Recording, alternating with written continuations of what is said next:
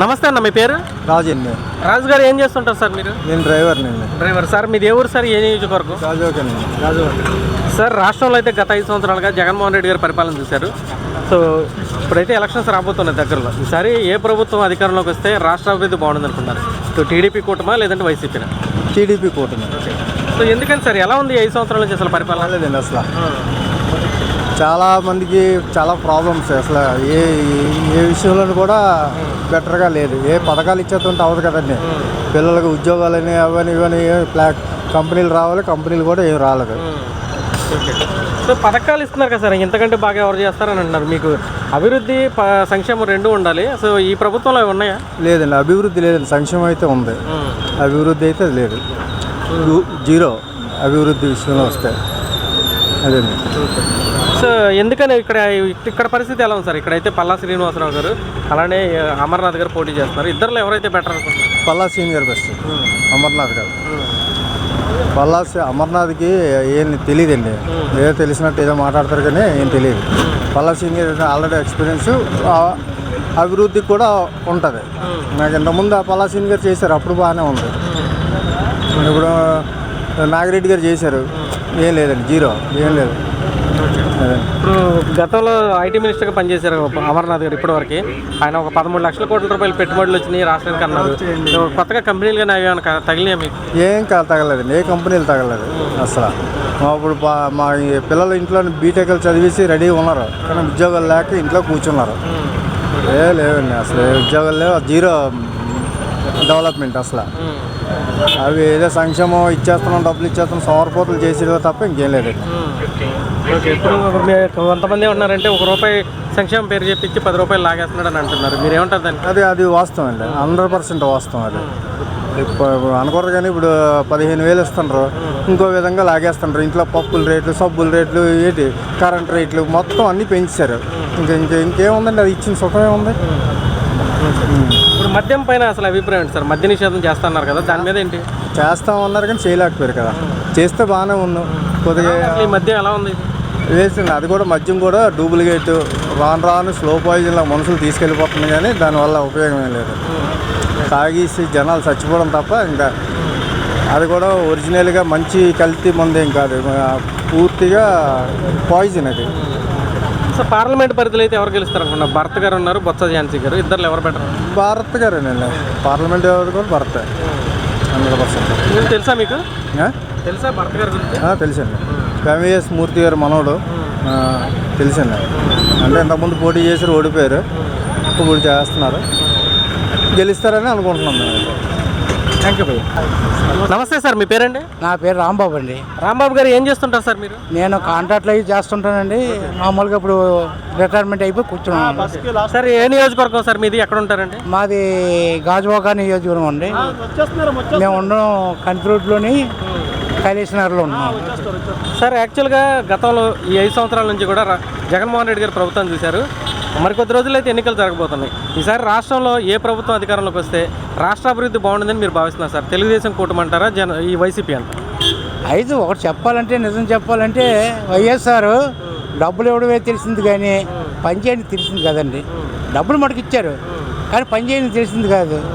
దాని మీద ప్రజలందరూ కొద్దిగా ఇబ్బంది పడిపోయి రోడ్లు అవి యాతన పడిపోయి కొద్దిగా కింద మీద పడుతున్నారు తప్పించి ఈ మార్పు చూద్దామని ప్రజలకి అనిపిస్తుందండి. సో ఏ ప్రభుత్వానికైనా అభివృద్ధి సంక్షేమం ఉండాలి కదా, మీ దృష్టిలో ఉన్నాయంటారు అవి? అవి లేకే కదండి నేను చెప్తున్నాను. కానీ డబ్బులు అయితే ఇస్తున్నారు కానీ అభివృద్ధి అన్నది లేదని అన్నానండి.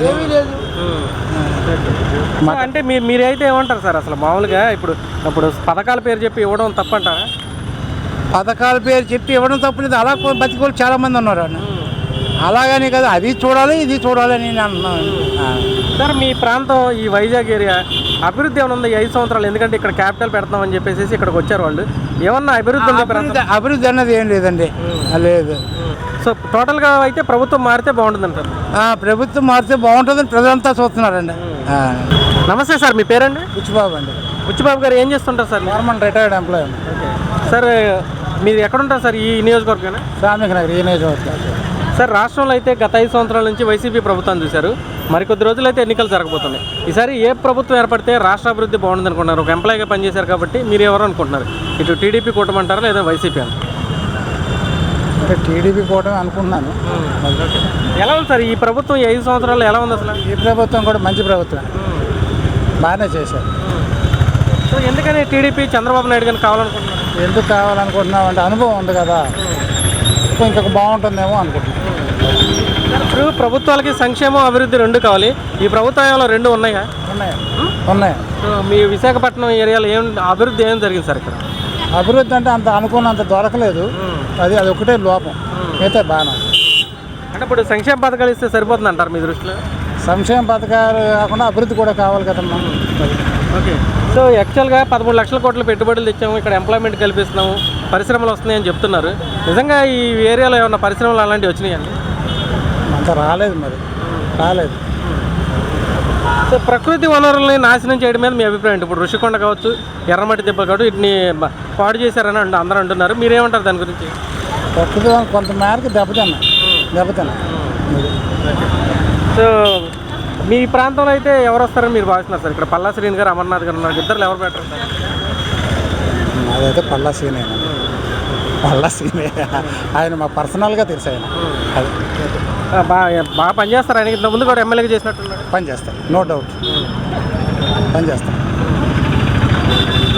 సార్ ఇక్కడ విశాఖ స్టీల్ ప్లాంట్ కూడా ప్రైవేటీకరణ అవుతుంది. అలానే మీ గంగవరం ఇక్కడ పోర్టు కూడా అదానీ పర్వం ఇట్లాంటివి చేస్తున్నారు అంటున్నారు. ఈ ప్రభుత్వంలో వాటిని ఏమైనా అడ్డుకున్న దాఖలాలు ఏమైనా ఉన్నాయా సార్? అంటే దాఖలాలు ఉన్నాయంటే మరి బీజేపీ ఉంది కదా పైన, మరి వీళ్ళు ఎంతవరకు చేయగలరు? ఆయన కొద్దిగా పవర్ఫుల్ కదా, అందువల్ల కొంచెం ఆలోచిస్తున్నారు.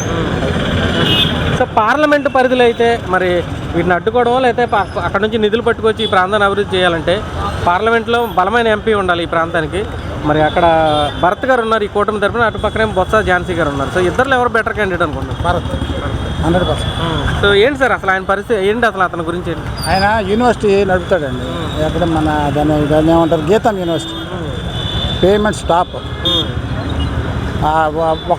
ఒక ప్రొఫెసర్ కనుక వెళ్ళి అలా గేట్ దగ్గర దాటితే వెళ్ళే వాళ్ళు డబ్బులు ఓడిపోతాయి. అంత మంచి మనిషి. మూర్తి గారి కన్నా చాలా మంచి మనిషి. అందుకని భరత్ గారు మంచి. అది నా పర్సనల్గా చూశాను. నేను మా అబ్బాయి అక్కడ కాలేజీలో జాయిన్ అయినప్పుడు కూడా ఒక సర్టిఫికేట్ కావాలంటే వితిన్ మినిట్స్లో ఇచ్చారు నాకు. ఈజీ అని ఇస్తున్నారు. Thank you sir. నమస్తే సార్, మీ పేరండి? నా పేరు ఢిల్లీరావు అండి. ఢిల్లీరావు గారు ఏం చేస్తుంటారు సార్ మీరు? నేను స్కూల్ డైరెక్టర్ సార్. నేను ఓకే సార్. గత 5 సంవత్సరాల నుంచి రాష్ట్రంలో వైసీపీ ప్రభుత్వాన్ని చూశారు. ఇప్పుడు ఎలక్షన్స్ రాబోతుంది. ఈసారి ఏ ప్రభుత్వం అధికారంలోకి వస్తే రాష్ట్ర అభివృద్ధి బాగుంటుందని మీరు భావిస్తున్నారు సార్? అంటే ఈసారి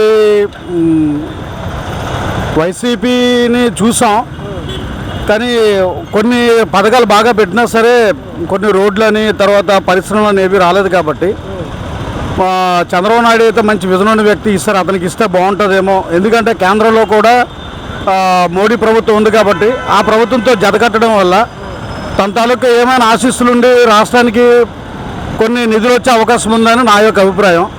కాబట్టి ఈ ఎన్డీఏ కూటమి వస్తే బాగుంటుందని నా ఆలోచన. ఈ 5 సంవత్సరాల నుంచి ఎలా ఉంది సార్ అసలు పరిపాలన జగన్మోహన్ రెడ్డి గారిది? అభివృద్ధి సంక్షేమం రెండు ఉండాలి. ఈ ప్రభుత్వం ఎలా ఉన్నాయా అవి? అంటే అభివృద్ధి అంటే కొన్ని లంచాలు అయితే లేకుండా జరిగిందండి. పోలీసుల దగ్గర నుంచి అయితేనేమి లంచగొండితనం అనేది అయితే లేదు. అంటే మంచి బాగున్నా సరే పరిశ్రమలు లేకపోవడం, కొన్ని ధరలు పెరగడం, రోడ్లు సరిగ్గా లేకపోవడం ఈ మైనస్ తప్ప మిగతా విషయాలు అయితే బాగానే ఉందండి. అంటే ఉద్యోగాల కల్పన, ఇప్పుడు మీరు స్కూల్ డైరెక్టర్ అంటున్నారు, చదువుకున్న పిల్లలకు ఉద్యోగాలు కానీ అలాంటివి ప్రభుత్వాలు వచ్చినాయి, పెట్టుబడులు కానీ ఇక్కడ పరిశ్రమలు కానీ? పెట్టుబడులు రావడం అనేది, తర్వాత ఉద్యోగాలు రాకపోవడం అనేది ఇది ఒకటి మాత్రం మైనసే సార్. పథకాలు అయితే మంచి మంచి పథకాలు తెచ్చి తేవడం అయితే జరిగింది. అంటే అమ్మఒడి అని, తర్వాత 45 ఏళ్ళు దాటిన వాళ్ళకి పెన్షన్స్ అని, ఇంకా కొన్ని జరిగితే జరగవచ్చు, బాగా మంచివే. కానీ 45 ఏళ్ళు దాటిన వాళ్ళకి పెన్షన్ అనేది ఇవ్వడం కూడా కరెక్ట్ కాదు. ఎందుకంటే ఆ వయసులో ఉన్నవాళ్ళు కష్టపడగలరు అని ఒక ఇదైతే ఉంది. అమ్మఒడి అనేది మాత్రం మంచి ఆలోచనే. ఇంకా ఆరోగ్యశ్రీ అని వాళ్ళ నాన్నగారు తెచ్చినటువంటివి పెట్టడం, అవి కొనసాగించడం అనేది చాలా మంచి ఆలోచన, మంచి అదైతే బాగానే ఉంది. పరిశ్రమలు రాకపోవడం అనేది మాత్రం మైనస్. ఈ విషయంలో ఒక ఎడ్యుకేటెడ్గా నేను దాన్ని కొద్దిగా బాధపడుతున్నాను అంతే. ఇంకా సార్ ఇక్కడ గంగవరం పోర్ట్ ప్రైవేట్ పరం అవుతుంది, స్టీల్ ప్లాంట్ ప్రైవేట్ పరం అవుతుంది. మరి పార్లమెంట్ పరిధిలో అయితే ఇక్కడ ఎంపీగా భరత్ గారు పోటీ చేస్తున్నారు, అలానే బొత్స ఝాన్సీగా పోటీ చేస్తున్నారు. ఇద్దరిలో ఎవరైతే ఈ ప్రాంతానికి నిధులు రాబట్టగలరని మీరు భావిస్తున్నారు సార్? అంటే కేంద్రంలో ఎన్డీఏ కూటమి ఉంది కాబట్టి భరత్ గారు కనుక ఎంపీ అయితే నిధులు వచ్చే అవకాశం 60 నుంచి 70% ఉందని నా ఆలోచన. బొత్స ఝాన్సీ గారు కూడా ఇదివరకు నేను ఫైట్ చేసి నిధులు రప్పించారని అన్నారు, కానీ దానికంటే భరత్ గారు అయితే బాగుంటుందని నా ఆలోచన. Thank you sir.